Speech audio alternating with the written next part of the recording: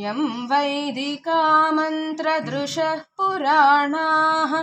इन्द्रं यमं मातरिश्वानमाहुः वेदान्तिनो निर्वचनीयमेकम् यं ब्रह्मशब्देन विनिर्दिशन्ति शैवायमीशं शिव इत्यवोचन् यं वैष्णवा विष्णुरिति स्तुवन्ति बुद्धस्तथार्हन्निति बौद्धजैनाः सच्छ्रियकालेति च सिक्खसन्तः शास्तेति केचित् प्रकृतिः कुमारः स्वामेति मातेति पितेति भक्त्या यं प्रार्थयन्ते